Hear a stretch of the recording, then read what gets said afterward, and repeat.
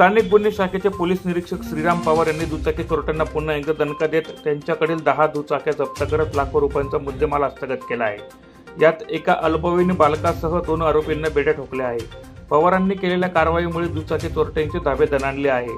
श्रीराम पवार यांनी स्थानिक गुन्हे अन्वेषण शाखेची सूत्रे हाती घेताच कारवायांचा धडाका सुरू केला आहे। चतुर दिलीप मोरे राहणार आनंद खेडे, आनंद हरी मोरे राहणार आरवी व त्यांचा साथीदार अल्पवयीन बालक अशा तिघांना ताब्यात घेत त्यांच्याकडील विविध कंपनीच्या 10 दुचाक्या जप्त करत सुमारे 3,65,000 रुपये किमतीचा मुद्देमाल पोलिसांनी जप्त केला आहे। सदरची कारवाई जिल्हा पोलीस अधीक्षक श्रीकांत दिवरे, अपर पोलीस अधीक्षक किशोर काळे यांच्या मार्गदर्शनाखाली स्थानिक गुन्हे अन्वेषण शाखेचे पोलीस निरीक्षक श्रीराम पवार यांच्या नेतृत्वात पोलीस उपनिरीक्षक प्रकाश पाटील, पोलीस उपनिरीक्षक अमित माळी, पोलीस उपनिरीक्षक अमरजीत मोरे, सहाय्यक पोलीस उपनिरीक्षक Sanjay Patil, police head constable Mukesh Wagh, Chetan Borse, Pankaj Khairmode, Santosh Hire, Prashant Chaudhari, Jitendra Wagh आदी पथकांनी केले आहे। LCB धुळे आणि त्यांच्या टीमने 3 एकूण आरोपींना आज आपण ताब्यात घेतलेलं आहे। त्याच्यापैकी एक अल्पवयीन आहे आणि 2 आरोपी आहेत। त्यांचं नाव आहे चतुर मोरे आणि आनंद हरी मोरे, हे दोघी